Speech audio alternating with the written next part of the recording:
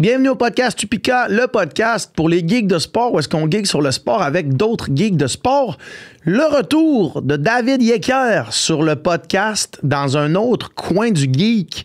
Je suis allé voir David il y a quelques mois pour faire un test que vous avez peut-être vu passer sur les réseaux sociaux, où est-ce que je voulais calculer la quantité de grammes de glucides que je brûlais pendant 60 minutes de course en début zone 3. Début zone 3, mi-zone 3. Et on discute des résultats de ce test-là, mais pendant que je faisais... Après, j'avais fait le test, en fait, David m'a dit « Hey, j'aimerais ça venir sur le coin de geek parler de disponibilité énergétique. » Et là, j'ai fait « Parfait, on va parler de ça. » Et honnêtement, c'est un des coins du geek qui m'a le plus ouvert les yeux sur quelque chose. Je vous laisse écouter la conversation. La chose que je vais vous dire, c'est que il y a une énorme différence entre manger assez pour ne pas se blesser puis ne pas tomber dans le red, ce qu'on a déjà parlé ici, et manger pour optimiser ses performances. Vous allez voir, on en discute pendant le podcast. Encore une fois, le Upika Podcast, des fois, on fait des podcasts plus techniques comme là avec David, où est-ce qu'on est vraiment plus mathématique. Puis on traite de l'alimentation puis de la nutrition de façon mathématique. C'est important de dire, et vous le savez déjà si vous écoutez le podcast, tous les podcasts qu'on a fait avec Ben Boulanger, par exemple, de dire que la nutrition, c'est plurifactoriel et que c'est pas parce qu'en ce moment, on traite ça de façon mathématique que ça reste mathématique. C'est là, on parle de chiffres, mais la nutrition, c'est beaucoup plus que des chiffres. Puis je vous conseille grandement de consulter une ou un professionnel de la santé en nutrition pour, avant de changer quoi que ce soit à votre alimentation, évidemment. Mais ça reste extrêmement important, ou pas important, extrêmement intéressant, devrais-je dire, de connaître ces chiffres-là et d'en être conscient. En tout cas, moi, ça m'a vraiment ouvert les yeux, la conversation avec David, puis j'espère que ça va faire la même chose avec vous. Puis si vous réalisez, après l'épisode, que peut-être que vous ne consommez pas assez d'énergie pour soutenir votre régime d'entraînement, et etc., ben, il y a une solution facile pour vous. Upika! Le Upika Endurance, il y a 25 grammes de glucides, donc 100 calories par portion. Vous pouvez utiliser ça dans vos bouteilles, des goûts savoureux. Ça fait l'hydratation en même temps, un tout en un pour les sports d'endurance. Allez au upika.ca pour avoir plus de détails et utilisez le code promo Upika Podcast pour 10% de rabais. Et sans plus attendre, bon coin du geek.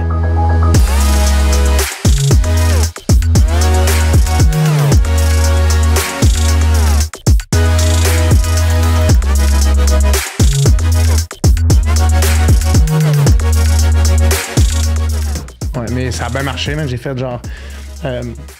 je partais du fait que moi, quand je faisais de la natation, j'étais pas au courant de l'importance des glucides. Puis des fois, je m'entraînais 20 heures par semaine, puis à jeun le matin à 5 heures. Puis là, puis qu'après ça, j'ai réalisé que les glucides, c'était comme l'essence dans ta voiture. Puis pour l'illustrer, j'ai fait une vidéo, puis là, on a montré la petite vidéo. Puis ça flash quand même, 231 grammes. Un 2 litres de Coke. C'est 225. Un 2 litres de Coke. Ouais. Ça frappe l'imaginaire quand même quand tu dis que tu brûles plus qu'un 2 litres de Coke. Ouais. C'est énorme quand même, là. Ouais. Après, c'est ça, ce qui est bien, c'est que je pense, en plus, t'es quand même 79 kilos, là. Ouais. Puis ça paraît pas, je trouve, tu sais.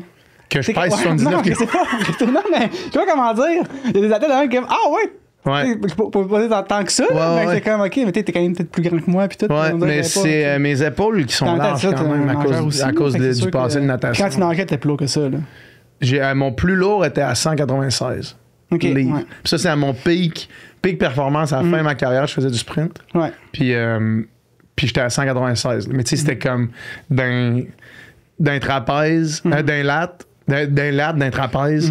Puis c'était là que c'était, majoritairement. Là. Pas plus d'un jambe, vraiment.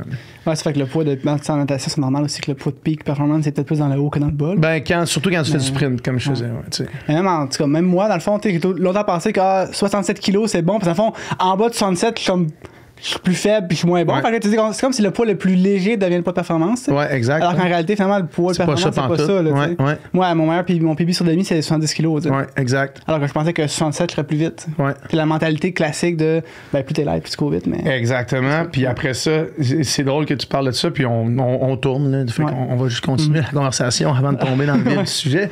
Mais avec Ben Boulanger, tous les podcasts, tu sais c'est qui Ben Boulanger? Oui, je les ai écoutés. Tous les podcasts que j'ai faits avec lui, on parle souvent du poids de peak performance.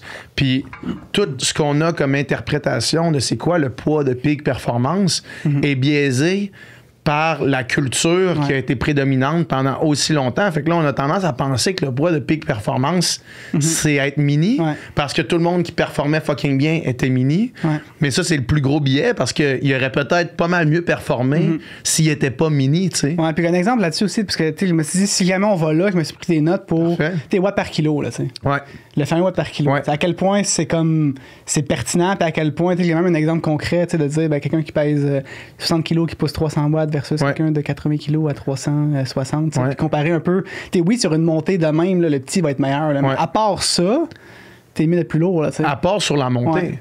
Tu veux dire, t'es mieux d'être plus puissant, le wattage total, que d'être à part sur les grosses montées. C'est ça, puis même, en tout cas, même les grosses montées, c'est que le watt par kilo, mettons Zwift, je pense que ça biaise tout le monde parce que c'est comme watt par kilo, mais la réalité, c'est que ton watt par kilo, c'est plus, on pourrait en parler, là, mais c'est pas nécessairement par kilo, c'est comme par tes kilos exposant 0,78 pour les montées. Là, fait que des gars, c'est pas tout à fait, c'est comme c'est pas du linéaire, déjà. J'arrête pas d'accrocher le micro. Tu peux juste le tasser puis le lever un peu. Non, mais le lever de même, là, tu vas l'avoir moins dans les jambes. Ouais, parfait, parce que moi, je parle, parfait. Je parle comme un Italien. Mais ouais, non, c'est vraiment intéressant, ça. Puis, tu sais, je pense que c'est Johan Abramson, le cycliste, là, où est-ce que lui, il a pris une affaire comme 20 livres là, de plus. Mais là, c'est sûr qu'après, le gars, il pensait être un grimpeur, puis finalement, c'est pas un grimpeur. Ça fait qu'il a aussi quand même changé. Mais je pense qu'à un moment donné, il faut aussi accepter la façon dont on est. Mais il est aussi passé d'un coureur très... D'un mauvais grimpeur à un esti de bon rouleur, tu sais. Fait que son poids de pic performance, c'était vraiment pas le petit, là, tu sais. Mais c'est dur de le trouver, ton poids de pic performance. Mais en fait, tu le trouves pas, tu l'as. Si tu te nourris assez, puis c'est de ça qu'on va parler aujourd'hui, si tu te nourris assez, tu arrives sur ton poids de pic performance. Fait que pour commencer la discussion, je veux qu'on revienne un peu sur le test qu'on a fait ensemble.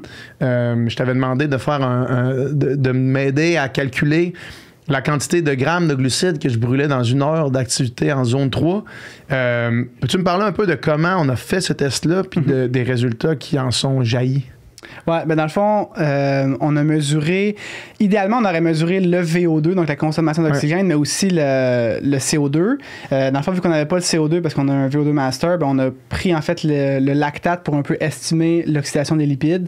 Donc en ayant ça et le VO2, ben on peut vraiment savoir assez précisément combien de glucides tu brûles à l'effort. En fait, assez précisément, surtout en zone 3. Je pense qu'à des intensités vraiment, vraiment très faibles, peut-être bien que ça devient moins précis, puis à très haute intensité aussi, mais sur un effort qui est justement entre les seuils, c'est assez précis. Donc, dans ce cas-là, dans le fond, tu as fait je pense, 14 km, puis à chaque 5 minutes, tu changes un peu la vitesse pour que ce soit... Pour rester zone 3, là, rester fin zone 2, début zone 3, plus mi-zone 3, dans le fond. C'est ça, fait qu'on a mesuré à chaque 5 minutes le lactate, on avait le VO2 moyen pour le 5 minutes, puis avec ça, on a pu estimer là, la quantité de glucides. Fait que sur c'est 14,4 km tu avais couru.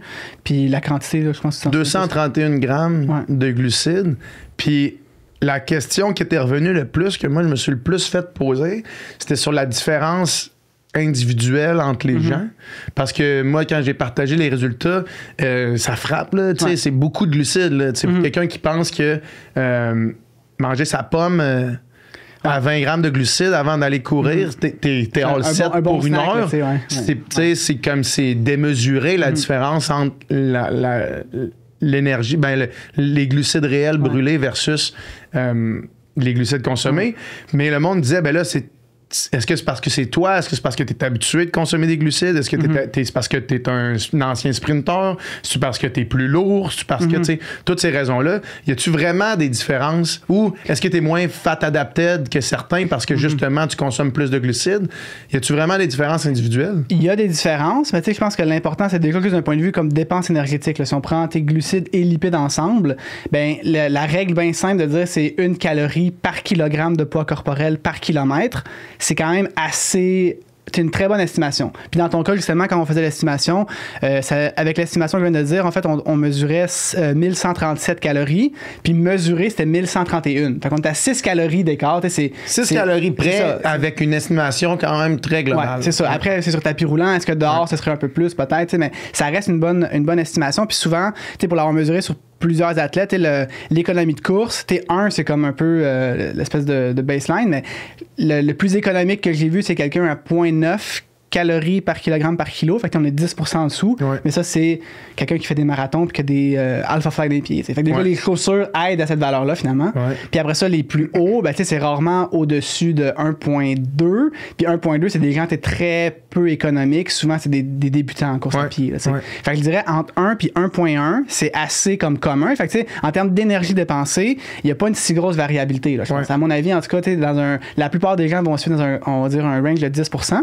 Puis après ça, tes lipides, glucides, oui, si t'es keto puis tu cours à jeun, tu vas brûler beaucoup plus de gras. Là, mais là, on est vraiment dans les extrêmes. Là, quelqu'un qui s'alimente, on va dire, bien, donc qui mange quand même majoritairement des glucides, parce que c'est ça qu'en endurance, on devrait faire. Puis après ça, qui court après avoir, quand même avec déjà des réserves de glycogène et avoir probablement mangé avant, ben, il n'y a pas une énorme différence, en fait, d'une personne à l'autre. Puis je pense que on peut le prendre un peu dans l'autre sens puis dire combien de gras qu'on brûle. Ben, brûler plus que 0,5 grammes par minute de gras, c'est beaucoup. Là. Ouais. Fait que quelqu'un qui s'entraîne plus à jeun, mais en même temps, c'est ça. Je pense que l'idée de fat adapted, c'est beaucoup... Naturellement, on est capable de brûler du gras. Ouais. Quand tu bunks, tu avances pareil. Là, tu brûles du gras. T'as comme pas le choix. Ouais. Après ça, oui, si tu t'habitues à le faire, peut-être que psychologiquement, ça paraît moins pire, mais tu ralentis quand même, puis c'est quand même pas évident. T'sais. Fait que toi, le concept de fat adapted... De ce que je comprends, de ce que tu me dis, c'est pas quelque chose auquel tu adhères tant que ça. Non, puis tu sais, moi, j'ai quand même été curieux là-dessus, puis j'ai essayé. Là. J'ai déjà dans ma vie 2 fois fait un régime keto pendant plus que 6 semaines pour vraiment voir c'est quoi les valeurs. Puis tu sais, oui, les valeurs que tu mesures de gras brûlés par minute sont... Là, on est au-dessus de 1, là. 1 gramme par minute. Ce qui est énorme versus 0,5. C'est énorme, mais en même temps, après ça, tu apprends plus d'oxygène pour brûler du gras que brûler du sucre. Fait que d'un point de vue économie de course, tu te tires un peu dans le pied.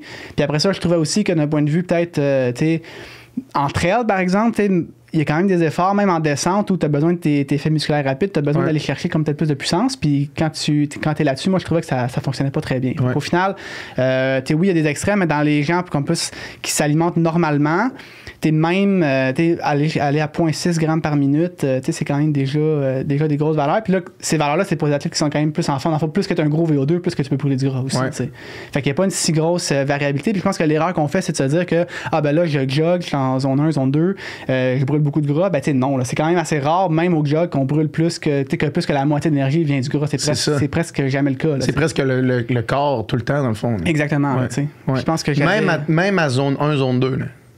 Ouais, non, c'est ça. Même quand tu te dis, OK, là, je suis vraiment bas, vraiment peu intense, t'es quand même plus sur les glucides que sur les lipides de base. C'est ça, puis on peut le voir un peu, le calcul qu'on dit de 1 calorie par kilo par kilomètre. Si t'es, dans ton cas, on est justement en zone 3, mais si t'es proche de ton deuxième seuil, on va dire un pace demi-marathon et même plus, là, t'es rendu presque 100% des glucides. Là, c'est ça, exact. Puis quand t'es proche de ton premier seuil, là, les gens pourraient penser que c'est presque 100% des lipides. Non, on est déjà au-dessus de 50% de glucides. Parce que comme je viens de dire, en fait, si on prend 0,5 grammes de gras par minute, qui est une très bonne oxydation de lipides, ça fait 270 calories par heure. Fait que si tu brûles, on va dire un jog, dans ton cas... Là, 1000 calories. Sur un jog, peut-être un peu moins, mais quand tu es 900, t'as quand même déjà plus que plus que le 2 tiers qui est des glucides. Qui sont des glucides, Fait que l'intérêt, la fameuse... ou du moins, la croyance selon laquelle c'est possible de d'entraîner l'oxydation des lipides pour être capable d'aller sauvegarder nos réserves de glycogène dans un effort comme un marathon. C'est juste... c'est old school un peu. Vrai, je pense que dans les années 80, c'est ça que les gens faisaient sur le marathon. Ouais. C'est ça qui fait que les temps aujourd'hui sont beaucoup plus rapides qu'avant. Exact, c'est ça. Je pense que la mentalité est passée de on consomme le plus de glucides possible pour justement être le plus économique possible le plus longtemps possible. Puis avant, c'était plus, on fait plein de zones 2 puis on mange rien dans le marathon. Ouais, exact, c'est ça. Ouais. Puis pour de l'ultra, est-ce que tu penses qu'il y a des bénéfices à ça ou même pas? Moi, je pense que non. Je pense que c'est un peu... À moins d'avoir une épreuve où vraiment t'as pas un accès à de la nourriture, là, tu sais, que tu dis, je fais une aventure là, dans en autonomie complète, j'ai 2 faut bars. Que je transporte toute ma bouffe, là, tu sais. Là, peut-être que ça devient intéressant d'aller vers ce genre de méthode. Mais quand il y a des ravitaux à chaque 12 kilos... T'as pas besoin de ça. T'es mieux de consommer le plus de glucides possible. Puis je pense que c'est même... peut-être en triathlon, on a vu là, récemment, là, même si le dernier triathlon, ça a moins bien été à Kona, là, les Norvégiens là, qui sont beaucoup là-dessus sur les grosses quantités de glucides. 180 grammes. Leur coach a déjà dit sur un podcast que si les gens en ultra se mettent là-dessus aussi, ils vont peut-être battre des records. Puis on le voit aussi, dans l'ultra, les records commencent à être battus aussi. Puis on s'entend que c'est pas les shoes en ultra parce que pour l'instant, les super shoes de trail, on n'est pas au niveau de la route encore. Non, c'est ça, exact. C'est clairement aussi une question de nutrition. Déjà à l'entraînement puis en compétition. Puis je pense que à mon avis, puis c'est quand même assez logique quand on dit que brûler plus brûler du gras, ça prend plus d'oxygène. Là, fait qu'il faut pas essayer nécessairement d'aller là. Puis tu sais, oui.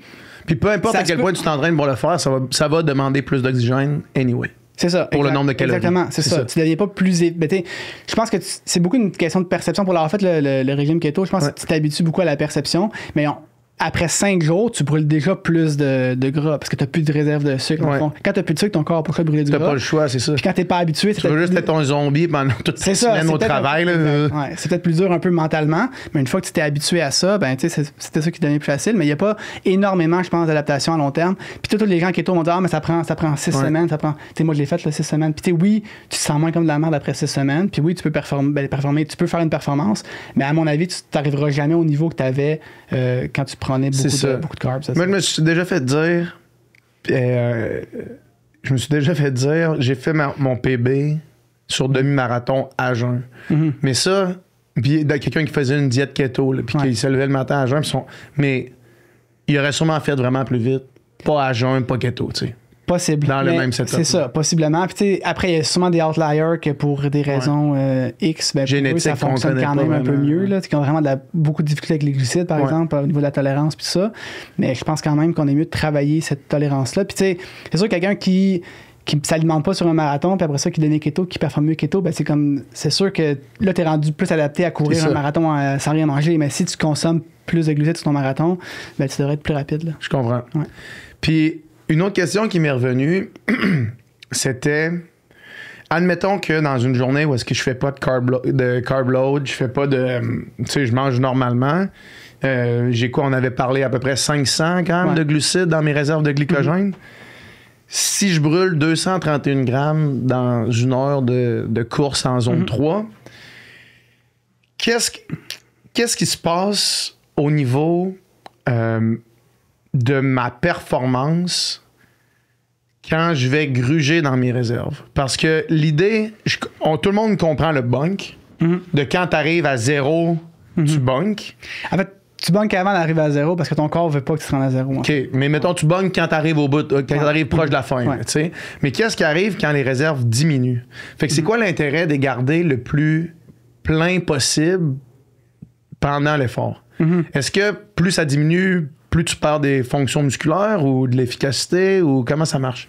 Ouais, mais tu sais, je pense que c'est justement sur la course qu'on a faite l'autre fois, 1 heure, t'aurais pu ne rien manger. En fait, t'as rien mangé pendant, puis c'est pas non plus, je pense, un problème nécessairement. T'es 230, tu peux revenir de là. Mais à la fin, je sentais que j'aurais pas pu continuer tant que ça.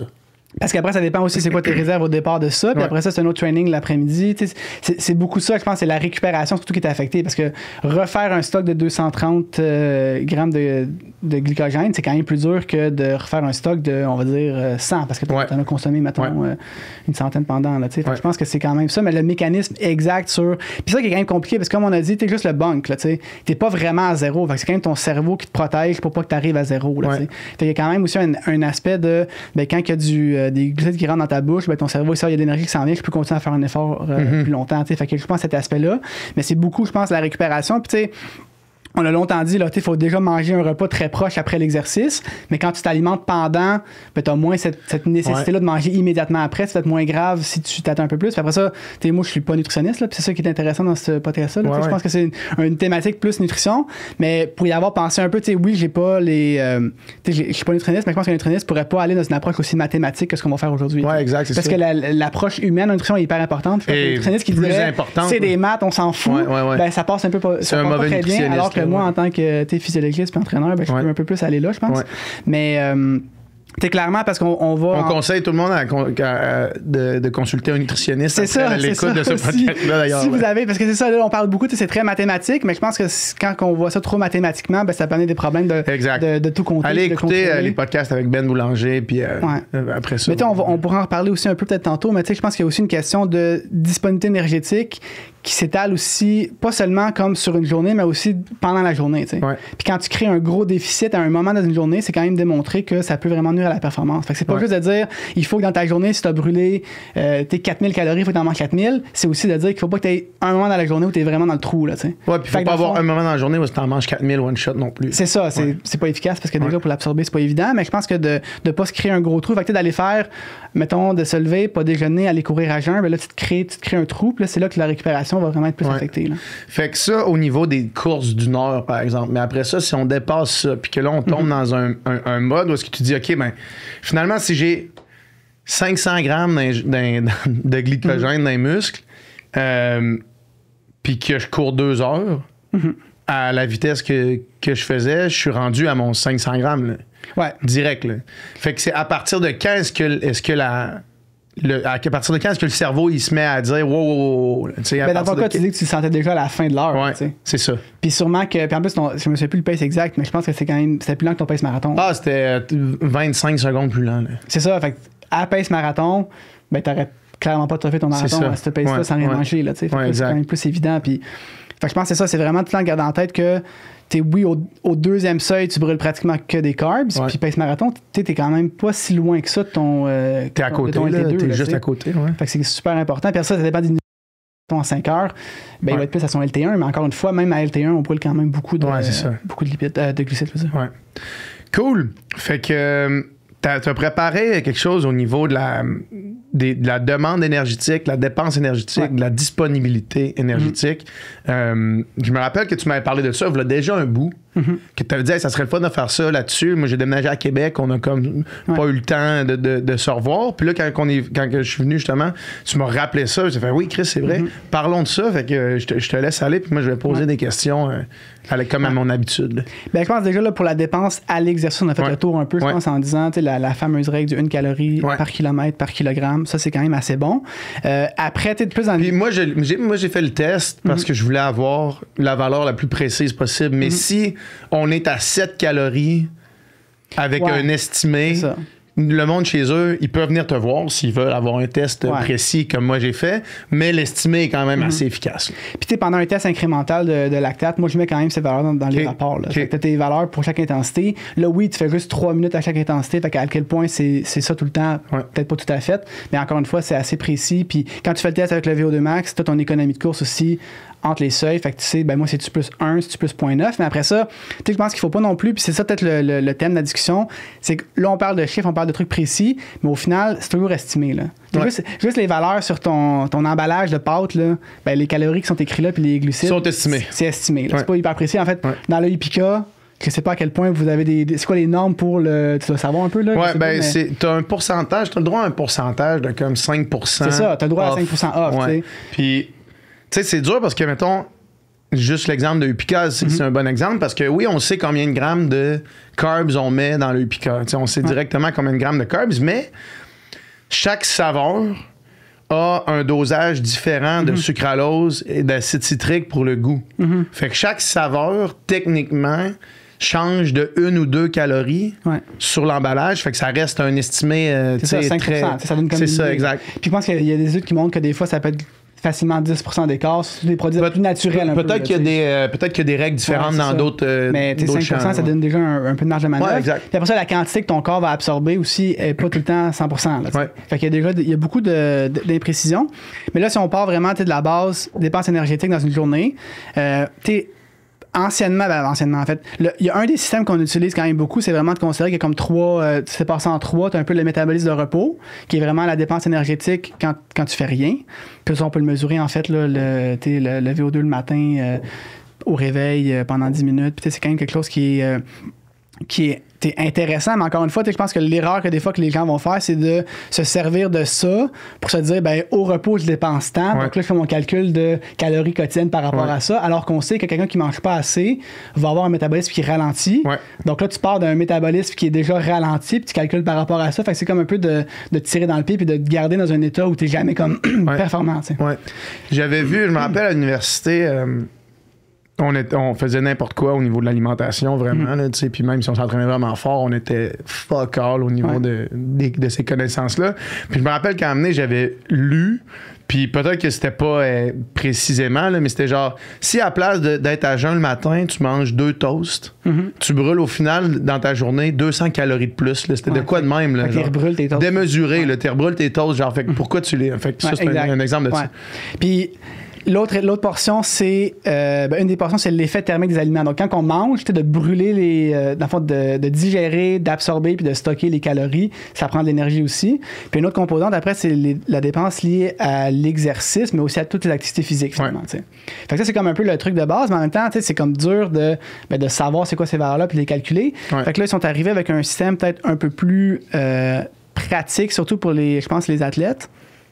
Dans le fond, on prend finalement ce que tu consommes dans ta journée, t'enlèves ce que tu as fait à l'exercice, puis vraiment comme juste les entraînements. Là. Pas genre, j'ai marché dans mon salon, ou genre j'ai marché de chez nous à ici, j'habite à côté, mais vraiment genre l'exercice. Après ça, c'est sûr que si tu marches pendant 10 km, il faut que tu commences à te compter. Bref, on prend vraiment l'exercice, donc tu enlèves ça, puis ce qui reste, c'est finalement la disponibilité énergétique. Donc c'est vraiment ce qui te reste pour ton métabolisme de repos, pour t'adapter à l'entraînement, pour digérer la nourriture, pour tout. Même ça inclut même un peu dans les nouvelles, les calculs, même un peu d'énergie pour te déplacer, pour faire des activités, on va dire, c'est pas l'exercice. Je comprends. Fait que c'est un peu ça l'idée. Puis à partir de ça, donc c'est quand même déjà beaucoup plus simple. Puis là, on a un peu des balises qui nous disent un peu c'est quoi les ranges qu'on devrait viser par rapport à ça. Puis, dans le fond, on sait qu'en bas de 30 calories par kilogramme de masse maigre, dans le fond, tu prends vraiment... Une journée, dans le fond, tu ne t'entraînes pas, tu n'as même pas enlevé l'exercice. Donc, une journée, tu ne t'entraînes pas, c'est vraiment, dans le fond, si une journée de repos, tu consommes moins que 30 calories par kilogramme de masse maigre... Quand tu parles de masse maigre... C'est ta masse moins ton gras. OK. Ça, faut que tu ailles cette donnée-là, quand même. Bien, il faut que tu aies la donnée, mais en même temps, tu peux quand même l'estimer. Là. Si, mettons, on dit que tu as 10% de gras, on est sûrement pas loin de la réalité. OK, je comprends. C'est-à-dire, ça reste, il y a peu d'humains en bas de 5. Ouais. En bas de 8, t'es pas trop en santé. Tu t'entraînes pas mal, 10. Ouais. C'est comme un guess. Puis de toute façon, même si on peut la mesurer, il y a des DEXA où on peut faire ça. C'est pas tant précis. En fait, ce qui est surprenant, c'est la différence entre deux appareils. Là. Ouais, c'est ça. C'est des appareils qui coûtent des dizaines de milliers de dollars. Puis c'est le gold standard pour la densité osseuse, mais pour la composition corporelle, il y a différentes équations. Puis tout, fait que c'est même ça, c'est pas tant précis. Fait qu'il n'y a pas de façon de l'avoir vraiment à part un estimé. Ben, tu peux l'estimer, tu peux aussi la mesurer. Il y a des balances qui donnent une valeur. Si tu la bonne valeur, pas nécessairement. Fait que c'est pas hyper précis, mais tu sais, on peut quand même. Tu peux avoir une idée. Tu sais, quelqu'un qui, je veux dire, à moins d'être obèse, t'es pas au-dessus de 30. Puis, ben, check, j'ai envie qu'on fasse l'exercice avec un poids fictif. Là. Ben, poids fictif. Mais j'ai des estimations. OK, parfait. J'ai déjà des chiffres là-dedans. Là, j'allais essayer de l'estimer avec mon poids, avec mon taux de gras qu'on estime. Là, mais ben, tu sais ça, en fait, avec ton poids, puis si on dit que tu as 10% de gras, là, j'espère que ça t'insulte pas quand je dis ça, là, parce que en bas, honnêtement, pour avoir fait des DEXA souvent, j'ai déjà été quand même trop maigre, mais je sais que 10%, c'est une... Mais il n'y a rien qui m'insulte par rapport à ça. C'est assez bas quand même pour un homme, puis c'est assez normal pour un athlète. Là, ça me trigger pas du tout. Là. C'est bon, mais je voulais pas te mettre une valeur.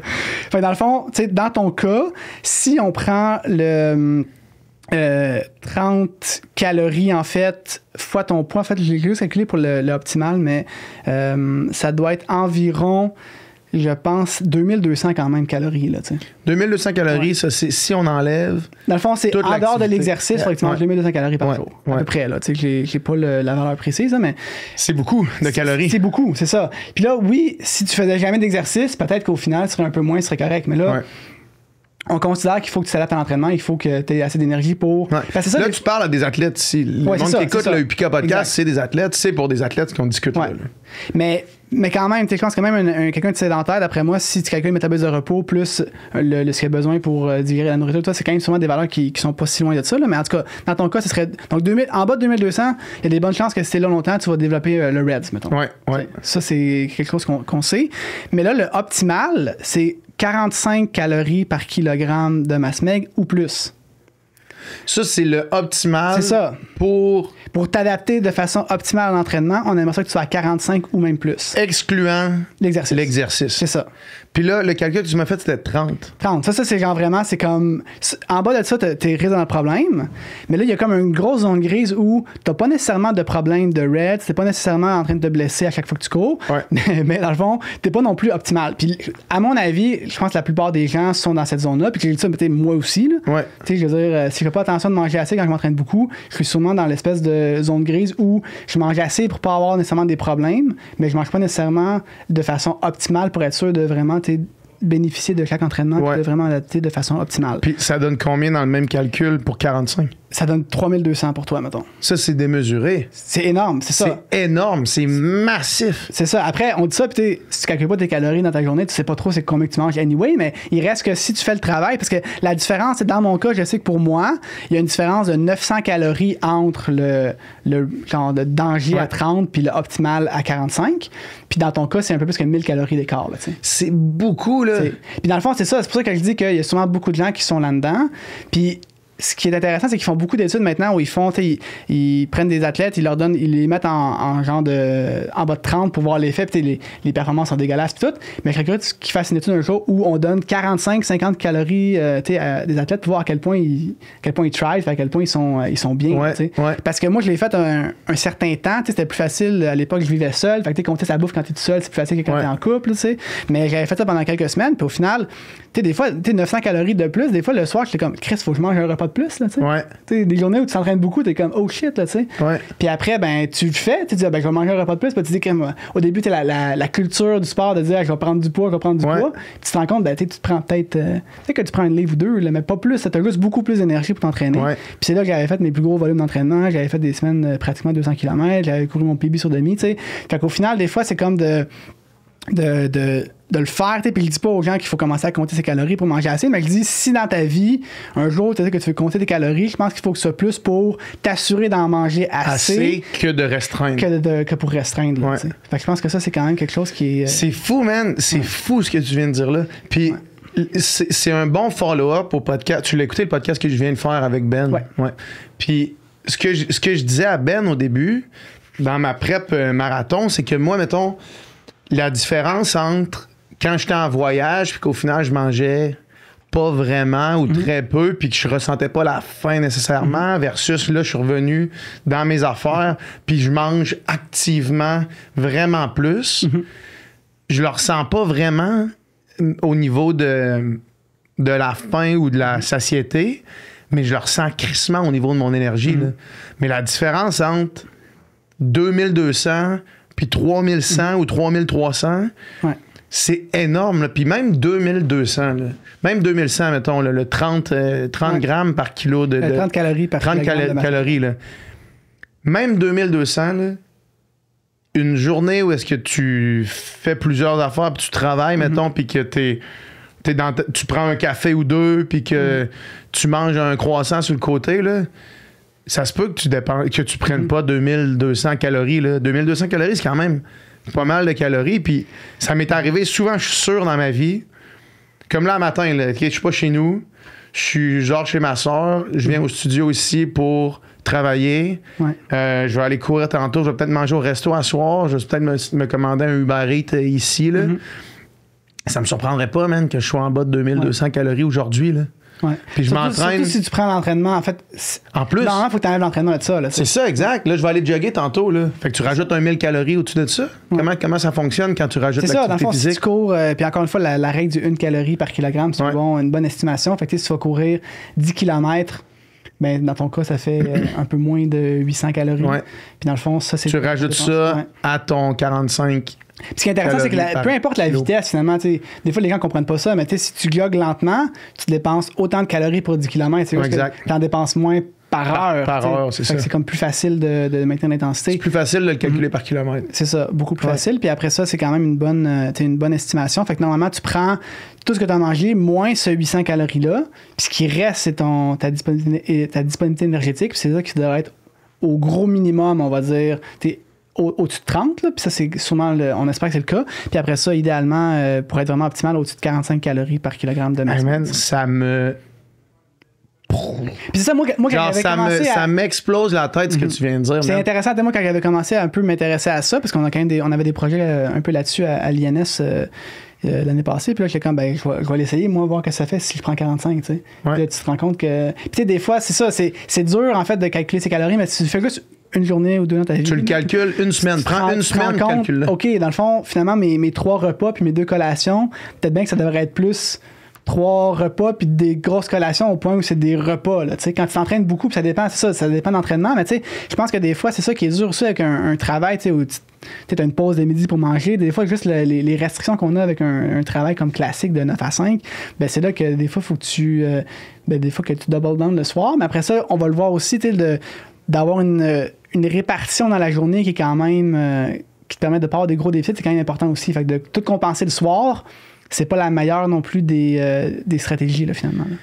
Man, tu sais, on parle beaucoup de la culture, des cultures toxiques, de certains milieux sportifs, puis de la vieille mentalité qui a ruiné des carrières. Là. Mais quand on sait ça, là, fais juste imaginer le nombre de coureurs ou coureuses de marathon qui font des semaines à 140, 150, 180 kilos. Quand tu fais des semaines à 180 kilos, là, que tu ajoutes ta dépense d'exercice à ça, là, que là, finalement, ça s'en donne que ça arrive à 3500 calories pour ta journée. Là. Imagine le nombre d'athlètes qui étaient way en dessous de ça. Ouais, ben on a beaucoup d'exemples. Toute leur carrière. C'est ça, on a beaucoup d'exemples. Je pense que c'est pas Cam Levins, qui est battu sur le record canadien de marathon, qui a dit, ce que j'ai changé, c'est que je mange plus. Là, exact. C'est aussi simple que ça. Puis il y a beaucoup... On entend beaucoup, justement, les gens qui sont vraiment de l'autre bord, qui sont dans le Reds. Puis il faut en parler, puis c'est important. Mais je pense qu'on se rend pas compte qu'il y a aussi un gap entre j'ai pas de problème, mais je mange de façon optimale. C'est ça. Ouais. Parce que le Red, c'est un problème qu'on parle de plus en plus. Puis effectivement, mais le gap en tête under 30 calories jusqu'à optimal. Même quelqu'un qui quitte le Reds pour se retrouver à la recommandation minimum, mettons. Il va se sentir bien il va dire, 37, je suis bien. Là, mais c'est, man, t'es encore loin de où est-ce que tu pourrais être. Puis, puis ça nous amène à parler, peut-être, je sais pas si on veut aller là direct, mais juste le poids de peak performance qu'on parle. Ouais. Est-ce que si tu t'envoies complètement à 45, tu t'arrives sur ton poids de peak performance? Comment ça fonctionne? Mais en fait, parce que c'est sûr qu'il y a une prise de poids si... Le gap entre 30 calories par kilo de masse maigre puis 45 calories est quand même grand. Oui, c'est un grand gap, mais en même temps, ce qu'il faut penser aussi, c'est que le métabolisme de repos, en fait, le métabolisme va s'ajuster à ça. Va s'ajuster à la prise d'énergie. Fait que si tu manges pas assez, ton métabolisme ralentit. Fait que c'est pour ça que c'est super dur de perdre du poids. Ouais. Parce que tu manges moins, ton métabolisme est ralenti. Tu as aussi moins de motivation à faire d'exercice. Fait qu'au final, tu manges moins, tu maigris pas. Ou, tu sais, ce qu'on sait beaucoup, en fait, c'est qu'il y a un effet sur la proportion masse maigre, masse grasse, en fait. Fait que souvent, ce qu'ils voient, c'est que les athlètes qui ont des moins bonnes disponibilités énergétiques sont pas nécessairement plus légers, mais ils sont un peu moins musclés puis ont un peu plus de masse grasse, en fait. Ouais. Fait que c'est beaucoup plus, dans le fond, le corps, il veut se protéger, il veut stocker de l'énergie, il veut, tu sais. Fait qu'il y a quand même un peu un effet plus là-dessus. Fait que je dirais, d'abord, si tu manges plus, il y a des chances que, sans nécessairement prendre du poids, ça se peut que tu prennes un peu de muscle. Ouais. Puis là, si au total, ton poids, sa balance est plus élevé, tant mieux. Il faut faire attention aussi avec c'est comme c'est vraiment facile de mesurer le poids sa balance, mais ça représente tout. Ça représente l'eau dans le système, ça représente plein de choses. Puis on le sait, là, si tu fais un carb load, tu prends du poids. Ouais. Mais tu performes quand même mieux. Beaucoup mieux. Ouais. Si tu fais de heat training, tu prends du volume plasmatique, tu performes mieux aussi. Mais si tu prends 1 litre de volume plasmatique, dans le fond, la portion liquide du sang, tu vas aussi performer mieux, mais t'as pris un kilo. T'as pris 1 kilo, là, c'est quand même c'est du poids. Ouais. Fait qu'au final, je pense que c'est un peu comme c'est facile de mesurer le poids puis de s'inquiéter par rapport à ça, mais je pense que, tu sais, pour avoir, moi, quand j'ai fait mon expérience de faire ça pendant des semaines, j'ai peut-être pris 1 kilo, là, donc peut-être 2 livres. Là. Mais ma performance était meilleure. J'ai couru un PB sur demi-marathon de quand même 1 minute. Puis c'était la fois que j'ai fait mon PB, c'était pas comme si je l'ai pas entraîné puis je n'étais pas attention à ce que je faisais. Là, fait que c'était quand même bien. Ma conjointe, elle a pris, je pense, quand même, depuis qu'on se connaît, parce qu'elle aussi, je pense qu'elle avait peut-être des problèmes un peu avant. Ouais. Elle a quand même pris, je pense, 2 kilos, mais en vélo, elle doit pousser 30% plus de watts. Là. Exact. C'est peut-être pas 30%, mais au moins 10% plus de watts. Ouais, fait que c'est quand même phénoménal la différence en termes de performance. Puis on peut y arriver à ça. Là, juste. Man, j'en reviens pas de ce que tu me dis là. Parce que ça, les fameux... Moi, c'est sûr que je fais l'exercice de calculer une semaine normale. Une semaine de nutrition normale. Voir à quel point... Ouais. Parce que la question, c'est pas est-ce que je suis under ou est-ce que je suis over. La question, c'est à quel point je suis under. Ouais. C'est ça que je me pose comme question parce que je sais que je suis pas à 3300 calories plus mon effort. Ouais. C'est sûr que non. C'est ça. C'est sûr que non. Ce serait intéressant. Puis comme je t'ai dit, moi, pour l'avoir essayé, j'ai pas vraiment pris beaucoup de poids, ou en tout cas à ma connaissance, pas plus que ça, mais c'est l'énergie que tu as de plus. Ben oui, c'est ça. Les trainings qui se font bien, puis prévention de blessures aussi. Alors qu'avant, je me dirais, faire plus que 100 miles par semaine, je vais me blesser. Alors que là, je faisais des semaines, j'avais monté à 180, quasiment 200. Là. Fait que ça, c'était quand même efficace. Puis là, on peut revenir un peu au poids directement. Là, pour la course à pied, il n'y a pas tant d'études là-dessus, mais en même temps, c'est ça. Je ne pense pas qu'il y ait une étude qui a montré que perdre du poids, ça améliore la performance. T'sais. Non. On se dit tout ça. Puis oui, là, quelqu'un qui est vraiment débutant total, puis qui est sédentaire, puis qui a réellement peut-être du poids à perdre, peut-être. Mais encore là, même là, il faut faire attention à ça. Du poids à je pense qu'il faut surtout pas le perdre en se restreignant. Puis là, si quelqu'un a réellement du poids à perdre, je pense que c'est là qu'il faut absolument consulter un nutritionniste pour le faire de la bonne façon. Exact. Donc, ce qui veut dire le perdre de façon très, très, très progressive pour justement, parce que si tu fais une trop grosse restriction, ton métabolisme est ralenti, puis ça marche pas.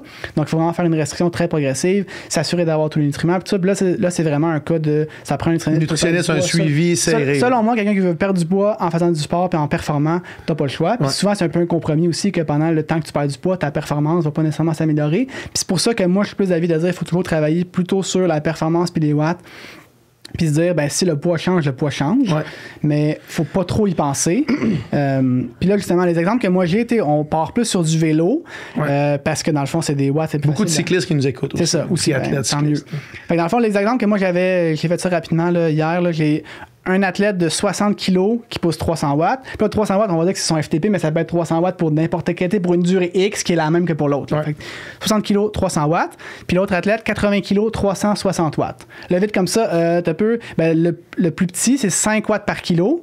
Puis le plus costaud, 4,5 watts par kilo. Fait que là, on va dire, le petit est. Fait que là, selon Zwift, le petit est nettement supérieur. 11% meilleur. Ouais. Mais après ça, Zwift, c'est ça. Zwift, c'est quand même, je pense, j'espère, plus compliqué qu'on pense. Puis il y a aussi, sur le plat, c'est aussi la grandeur, puis la shape, l'aérodynamisme. Puis en vrai vélo aussi. Mais pour une montée, les gens vont dire, le petit, 11% meilleur en montée. Mais la réalité, c'est qu'on sait que les watts par kilo, ça marcherait juste sur des montées comme super, super raides, puis il n'y en a pratiquement pas des montées comme ça. On parle de combien de pourcents à peu près? J'ai pas les chiffres, mais je sais qu'il y a une étude qui a montré, en fait, pour les grimpeurs. Donc, on parle vraiment, quand on parle de grimpeurs, je pense que c'est des études européennes, fait qu'on parle plus des cols européens, Tour de France, tout ça, avec des pentes quand même, on va dire, souvent plus que 6%. Soit pentues ou très longues pendant une longue période de temps. Puis là, on sait qu'au lieu de prendre, finalement, les watts par kilo, tu prends les watts par kilo exposant 0,78. C'est comme de dire que tes kilos, ils comptent pas tant que ça dans l'équation. Pas 1 pour 1. C'est ça, exactement. Fait que là, si on prend ce calcul-là, donc pour les grimpeurs, le petit athlète de 60 kilos, ça lui donne finalement quand même, il est quand même 4% meilleur que l'autre. Ouais. Mais c'est pas 11, c'est 4%. C'est pas 11, c'est 4. Ça, c'est pour les équations pour les grimpeurs. Mais là, si on prend... Puis dans le fond, cette équation-là, c'est comme validé pour dire que pour, on va dire, estimer la performance d'un athlète sur des étapes, mettons, plus style Tour de France, cette équation-là est précise pour les Tour de France style montée. Ouais. Là, fait que c'est le meilleur prédicteur de performance pour ce genre d'étape-là. Fait que là, dans le fond, il serait 4% meilleur. Mais là, si on prend un autre facteur qui est 0,78, c'est 0,32. Ça, c'est finalement, dans le fond, les watts par kilo exposant 0,32. Puis ça, c'est sur du plat? C'est pour du plat. Okay. Pour les contre-la-montre, tout ça. Ouais. Puis là, dans ce cas-là, en fait, ça donne que l'athlète de 80 kg à 360 watts est 9,5% meilleur. Ouais. Fait que c'est comme des équations qui sont. C'est compliqué parce qu'après, ça donne des chiffres. Dans ce cas-là, avec le facteur de 0.32, ça donne comme 80,9 watts par kilo. Exposé à moins 0,32. C'est comme un peu comme des drôles d'équations, puis c'est comme dur à comparer. Mais ça permet quand même d'évaluer que le gars plus costaud qui a un watt par kilo plus bas, ben sur le plat va être meilleur. Ça, on le sait. C'est juste qu'avec ces équations-là, tu peux plus estimer c'est quoi. On le voit. Puis il y a une autre équation qui est quand même un autre prédicteur de performance qui est intéressant. Ils appellent ça le score composé ou le compound score. Puis dans le fond, c'est là, souvent ils prennent le 5 minutes, mais ça peut être n'importe quelle durée aussi. Puis là, ce qu'ils font, dans le fond, c'est que tu prends tes watts absolus fois tes watts par kilo.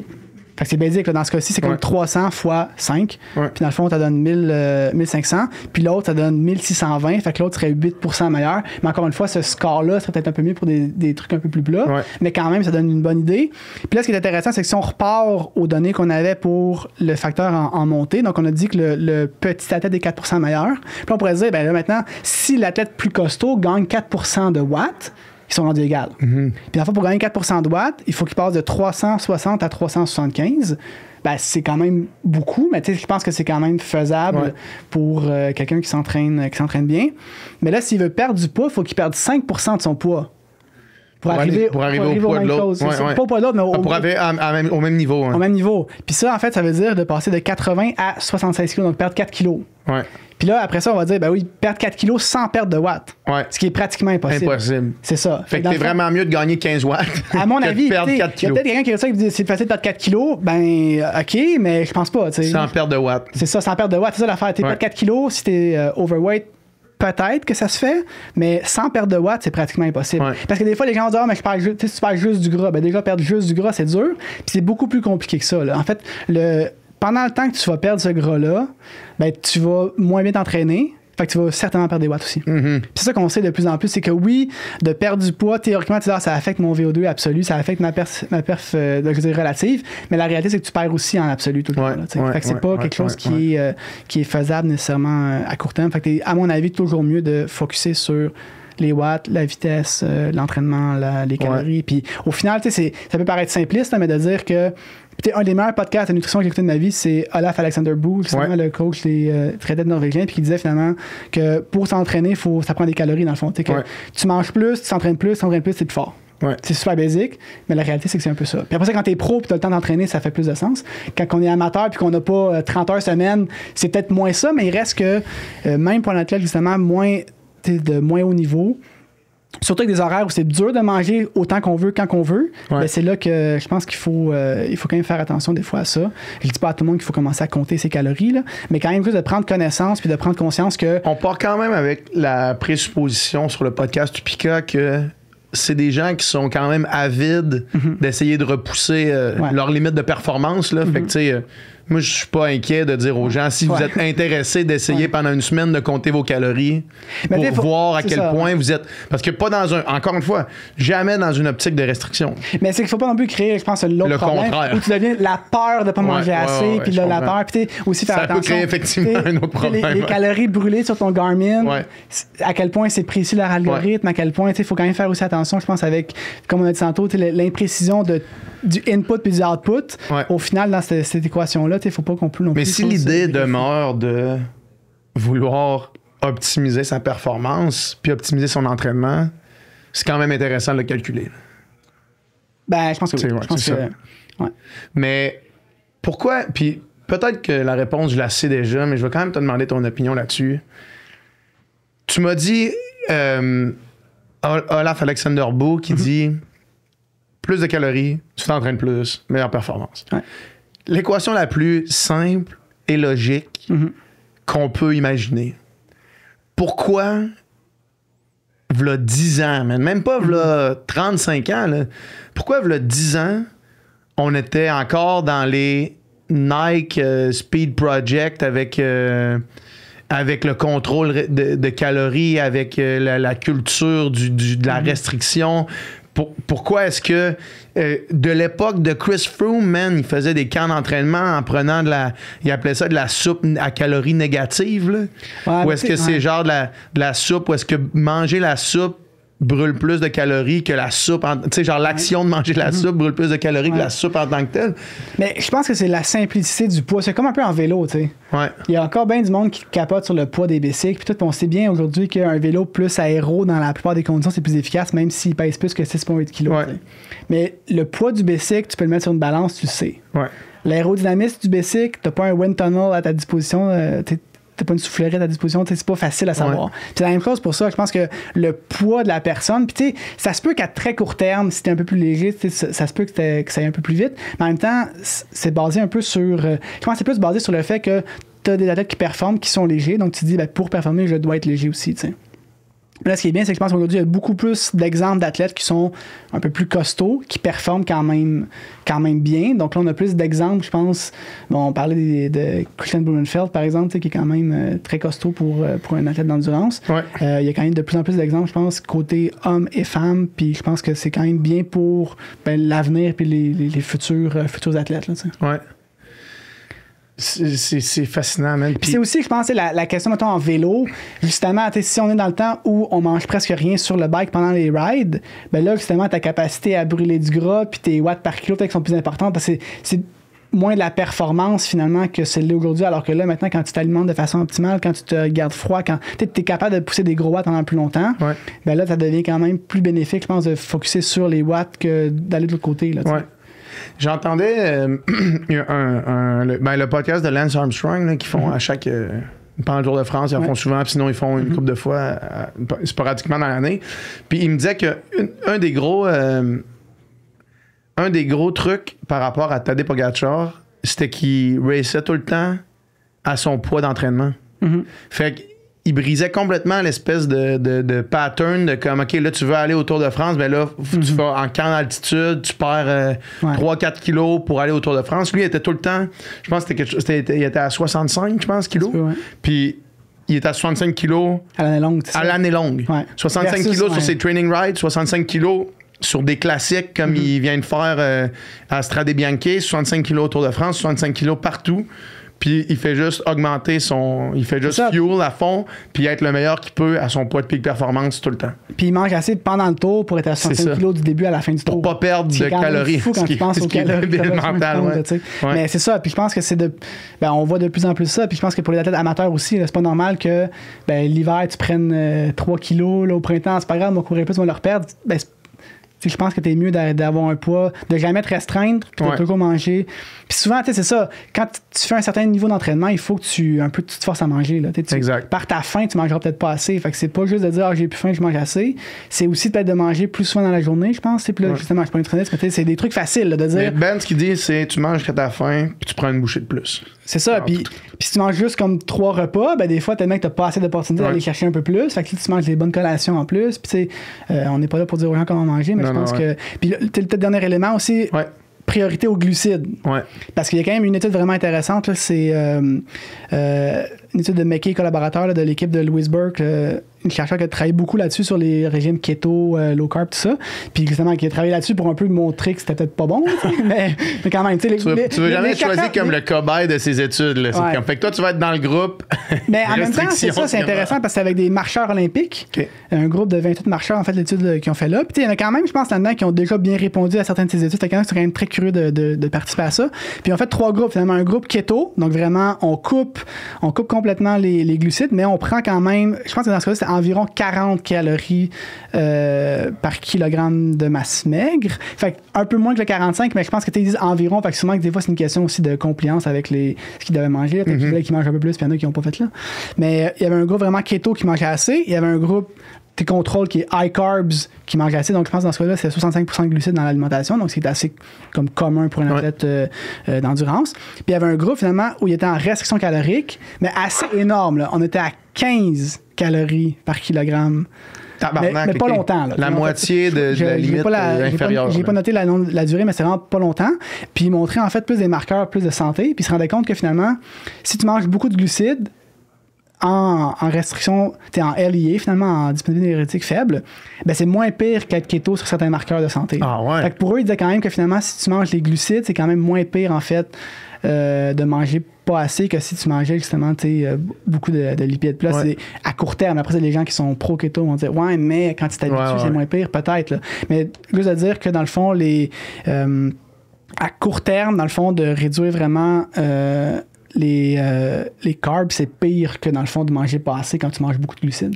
Il y a d'autres études qui vont un peu dans ce sens-là, puis vraiment, parce qu'on parle beaucoup de disponibilité énergétique, mais on se rend compte aussi que c'est peut-être plus une question de disponibilité glucidique. Mais après ça, théoriquement, si on s'entraîne pour l'endurance puis qu'on mange déjà beaucoup de glucides, ben ça vient un peu ensemble, puis il n'y a pas tant... Je pense pas qu'on ait besoin d'aller vers combien de glucides que je consomme. Oui, pendant l'exercice, c'est hyper important. Puis en dehors, il faut en manger beaucoup. Mais je pense que de commencer à... On n'est pas obligé de manger non plus comme les athlètes de l'Afrique puis manger juste des carbs. Ouais, je comprends. C'est quand même... mais en tout cas, fait que c'est un peu ça, peut-être dans la réduite. Puis l'autre que j'avais, je pense, c'était plus pour...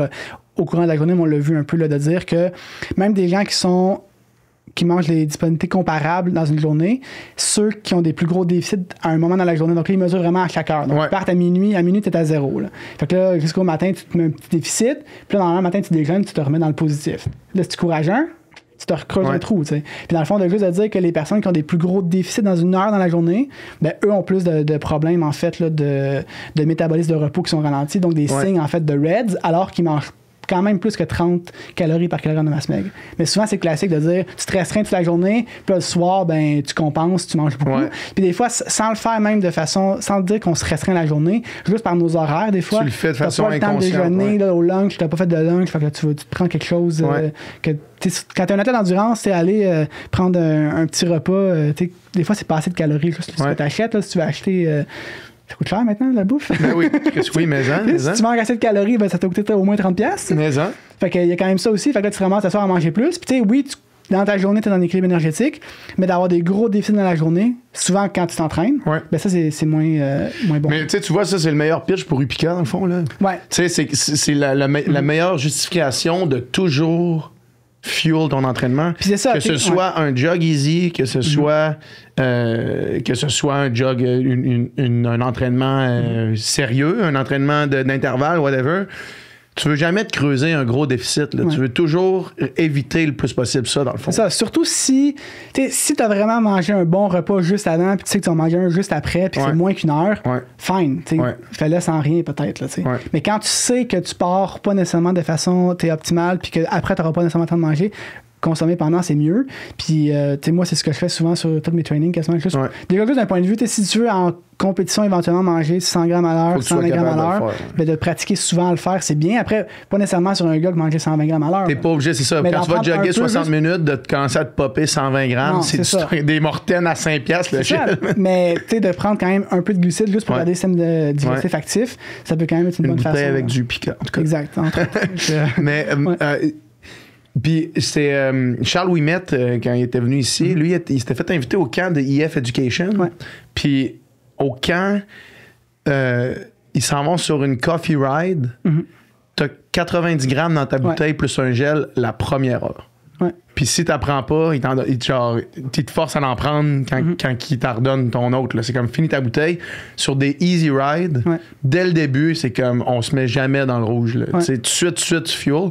Puis même en ce moment sur le Tour de France, les gars, ils essayent 160, 180 grammes. Dans les 3 premières heures de la course, quand ça roule à 170 watts dans le peloton. Là, fait que c'est juste tout le temps. Là. En triathlon, on le voit aussi. Puis en trail aussi, là, David Roach a battu des records en ultra cette année, 150 grammes à l'heure.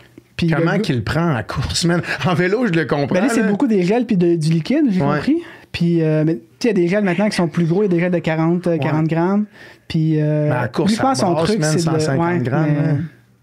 En trail, un peu moins qu'en route. Le plus dur, c'est quand même peut-être le marathon, parce que le marathon, c'est assez intense. C'est assez long pour que tu... Ça en prend beaucoup. Puis c'est assez intense pour que ce soit dur d'en digérer puis de le rentrer. Fait que c'est peut-être le plus difficile. En ultra, on va déjà un petit peu moins vite. C'est un peu moins payé pour ça. Puis après ça, c'est de l'entraîner. Puis je sais que David Roach, précisément, lui, ce qu'il fait des fois dans les trainings, c'est qu'il va prendre ses carbs, il va prendre son 120 grammes à l'heure, mais il va le prendre d'un coup. prendre 120 grammes d'un coup. En entraînement? Juste pour choquer son système. S'habituer à digérer beaucoup de carbs d'un coup. 120 grammes d'un coup, man, là. Mettons que tu prends les 40 grammes de Morten, là.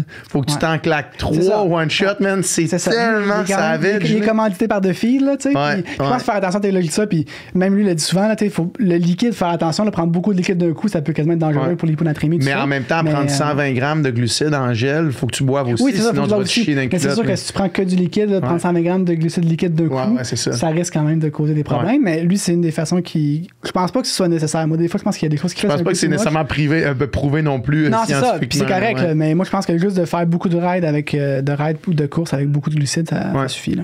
Man, c'est life-changing ce que tu viens de me dire là, parce que c'est un complément super à la conversation que j'ai eue avec Ben la semaine passée. Moi, ça m'allume beaucoup de signaux parce que tu le sais pas que tu manques d'énergie nécessairement. Tu sais, tu le sais pas que tu n'optimises pas nécessairement tes affaires parce que tu t'entraînes puis c'est comme ça. Mettons, moi, ma nutrition, elle change pas, là, tu sais, dans le sens où quand je suis chez nous, je mange pas mal les mêmes affaires tout le temps puis c'est mon état naturel. C'est mon état naturel. C'est beaucoup d'habitudes qu'on a, puis qu'on va pas nécessairement changer quand on s'entraîne plus. Non, exact. Puis exactement, c'est ça. Puis quand je me sens de même, je me sens de même parce que c'est comme ça que je me sens. Puis comme c'est mon... Mais j'ai juste hâte de calculer mes affaires pour voir comme je me situe. Ou peut-être que je vais réaliser qu'au final, j'étais en plein milieu du 30 puis du 45. Peut-être là, qu'au final, c'est ça. Là. Mais... Quand même. Ouais, non, c'est ça. Ça me surprendrait. Surtout les entraînements, surtout les journées que j'ai 2 trainings. C'est pareil, c'est ça. Ouais, c'est ça, exact. Tu manges plus que ça, là, tu sais. Parce que c'est pas non plus 45, c'est pas la limite supérieure, c'est pas faut pas manger plus que ça, c'est comme le 45 et plus. Il y a des études que leur groupe contrôle, c'est 50 calories par kilogramme de masse maigre. Il y en a qui vont à plus que 45. Fait que je pense que il n'y a pas nécessairement un plafond non plus. Là. Puis souvent, le même principe que de dire si tu manges pas assez, ton métabolisme ralentit. Si tu manges trop, on va dire, entre guillemets, là, si tu manges trop, ben, ton métabolisme accélère. Fait qu'au final, tu brûles plus d'énergie. Puis tu as plus d'énergie. Fait qu'au final, c'est pas parce que tu manges plus que tu devrais que tu vas le stocker puis tu vas engraisser. Là, tu vas que ça va avoir plus d'énergie puis ta vie va être meilleure. C'est fou, ça, man. C'est fou. Écoute, man, je peux continuer. C'est vraiment cool, man. Merci beaucoup pour ça. Puis je suis sûr que ça va aussi allumer plein de signaux dans la tête des gens qui écoutent. Ben, ça, je trouvais que ça manquait un peu des fois des discussions de. Puis c'est bien d'en parler du RED. On a un bon podcast avec Elissa puis tout ça. Mais je pense qu'à un moment donné, il faut se dire, ben oui. C'est facile de dire, mais moi, j'ai pas de problème. Fine, t'as pas de problème, mais est-ce que ce que tu fais est optimal? Est-ce que tu maximises tes affaires? Exact. Merci beaucoup, man. Puis on vous conseille aussi d'aller de consulter un ou une nutritionniste. Oui, non, c'est ça. C'est tout le temps. C'est pas des mathématiques. Non, c'est ça. La nutrition, ça va beaucoup plus loin que ça. Puis je pense que Ben, il en parle. Il est assez. Il est assez intéressant quand il parle de ça, justement. Là, ça va beaucoup plus. C'est plurifactoriel. Mais d'avoir les stats, c'est quand même crissement intéressant. Pour des geeks de sport. Yes. Merci, man. Ça fait plaisir.